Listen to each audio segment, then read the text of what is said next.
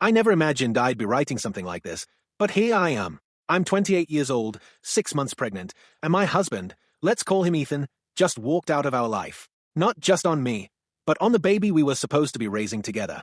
And the cruelest part? He left me for my younger half-sister, Sierra. We've been together for nearly 8 years. I met Ethan when I was 20, and it felt like something out of a movie. He was charming, kind, and ambitious. We built everything together, our careers, our home, our plans for the future. We didn't come from much.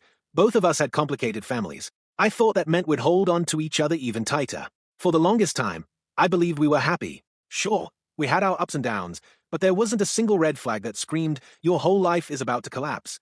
At least, I didn't think so. Then Sierra showed up. She's 25, my half-sister from my stepmother's side. We've always had a rocky relationship. She's the kind of person who thrives on chaos, always bouncing between jobs, apartments, and relationships. Growing up, my stepmother doted on her and barely tolerated me. I learned early on that Sierra gets what Sierra wants, no matter the cost. A week ago, she came to my house out of nowhere. I still remember her standing there in my living room, shifting her weight from foot to foot, a strange look on her face. Then she blurted it out like she couldn't wait another second. I'm pregnant with Ethan's baby. 3 months along. He promised me he'd leave you soon. At first, I thought she was messing with me. Sierra has pulled stunts before to get under my skin, but something about the way she said it, cold, unapologetic, made my stomach twist. I turned to Ethan, waiting for him to tell me it was a lie. But he just stood there, frozen, his face pale, his mouth opening and closing like he couldn't find the words. When he finally snapped out of it, he kicked Sierra out, practically shoving her out the door. I thought that was a good sign, that he was angry at her for lying. But as she left, she smirked and said over her shoulder, "We've been sleeping together for over a year. Did you really believe all those late nights at work?" That's when the floor dropped out from under me. I felt like I was underwater, my ears ringing, the room spinning. A part of me wanted to scream, to demand answers, but another part of me just shut down. I remember sitting on the couch, staring at nothing, while Ethan paced back and forth. He didn't apologize. He didn't deny it. He just muttered, "I need some time. I can't do this right now." I went to bed that night hoping we'd talk in the morning. Maybe we could figure out what the hell was happening. But when I woke up, Ethan was gone. He'd taken one of the cars, his documents, and most of his clothes. He deleted every photo of us from social media and blocked me on everything, Facebook, Instagram, even WhatsApp. I called his phone, straight to voicemail. I called his parents. They wouldn't answer. Only his younger sister, Lena, picked up. She was just as shocked as I was. At first, she thought I was lying, but then she admitted Ethan had told her he was leaving me because I cheated on him, and that the baby I'm carrying isn't his. I almost dropped the phone. Me? Cheat? I've been nothing but loyal to him. I gave up nights out, friends, everything to build this life with him. I haven't even looked at another man in years. And now he's painting me as some sort of homewrecker? In the days that followed, the whispers started. Mutual friends reaching out with awkward texts, some not responding at all. Rumors spread like wildfire, that I'd been unfaithful, that Ethan had finally seen through me, that Sierra was the victim. Sierra, of all people, she hasn't stopped flaunting her victory. She posted a photo on Instagram of a man's arm around her, a glint of Ethan's watch clearly visible. The caption? New beginnings.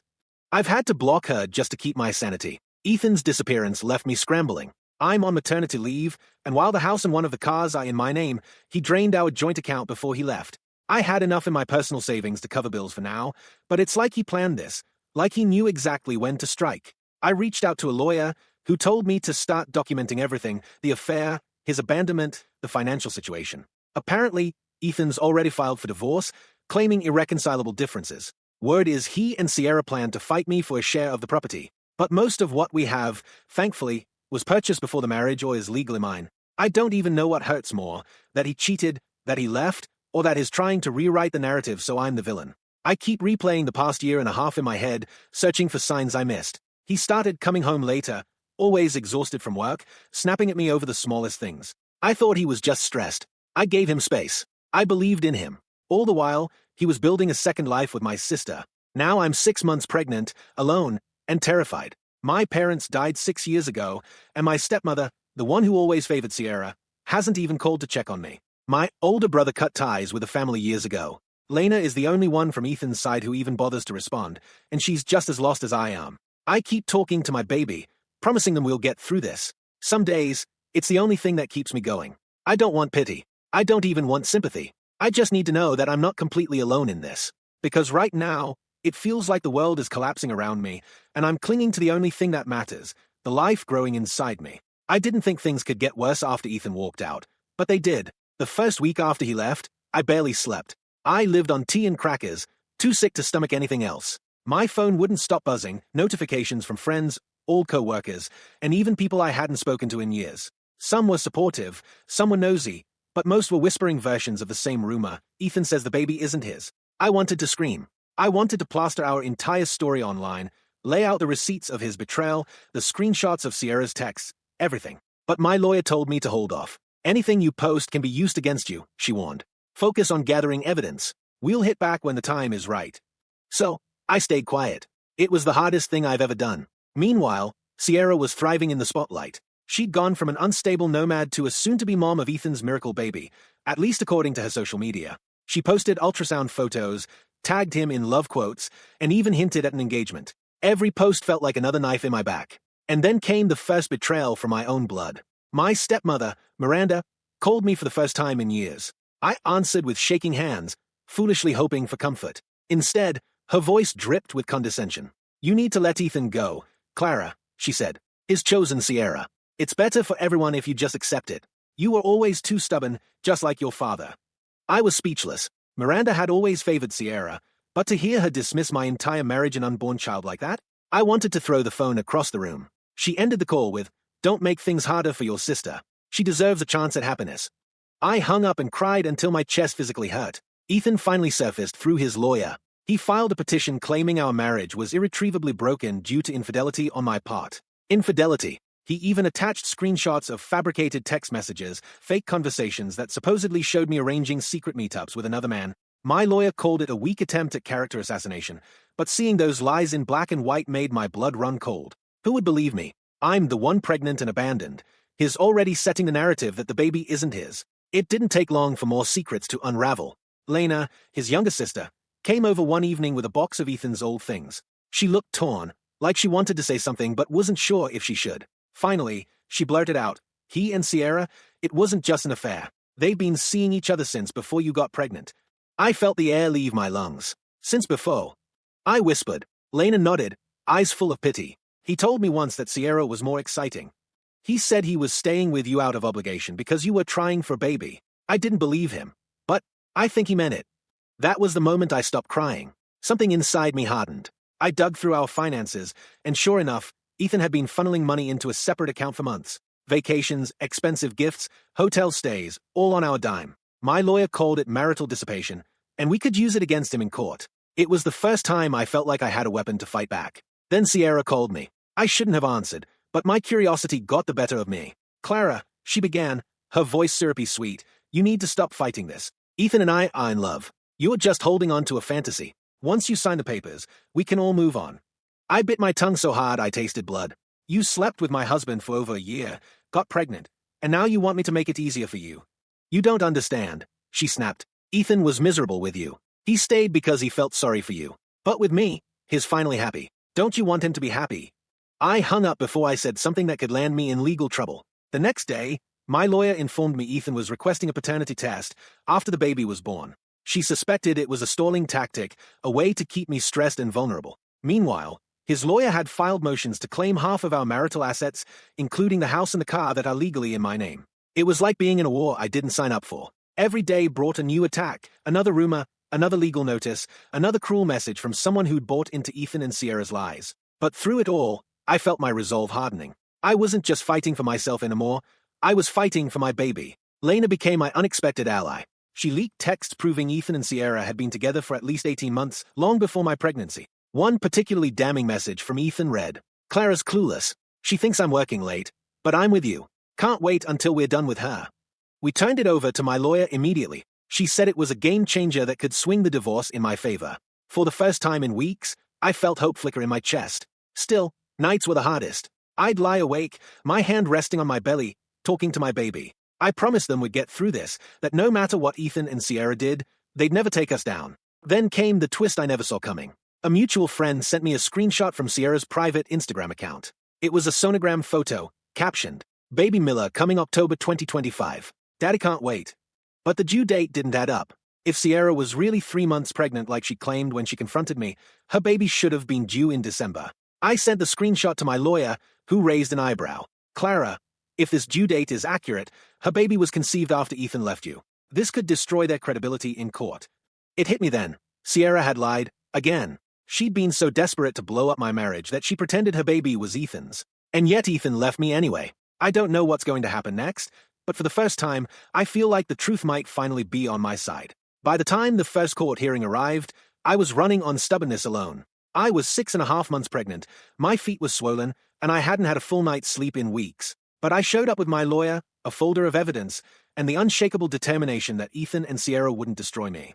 The lies they'd been weaving for months finally began to unravel under scrutiny. Ethan's lawyer painted him as a heartbroken husband duped by my infidelity. I sat there, hands on my belly, while he claimed the child I was carrying wasn't his. Then my lawyer slid the first exhibit across the table, screenshots of Ethan's messages to Sierra bragging about how Clara has no idea I'm with you right now. The judge's face hardened. Ethan's lawyer fumbled. Sierra, sitting beside Ethan in the gallery, turned pale. Then came the bombshell. My lawyer presented the sonogram Sierra had proudly posted online, complete with the October due date. If Ms. Sierra Miller was 3 months pregnant in March, as she told my client, how is her due date in October? The courtroom erupted into murmurs. Ethan shifted uncomfortably. Sierra stammered that the due date was a mistake, but the damage was done. The implication was clear. Sierra had lied about when she got pregnant, and possibly even about Ethan being the father. Lena's testimony sealed it. She confirmed under oath that Ethan and Sierra had been seeing each other for at least a year and a half, that Ethan had funneled marital funds into secret accounts, and that he'd openly said he was waiting to leave me once the timing was right. My lawyer called it marital dissipation, and the judge agreed the money had to be repaid. Ethan's mask cracked. For weeks, he'd strutted around as if he held all the cards. Now he looked cornered, glancing between me, the judge, and Sierra like he'd just realized the ship was sinking.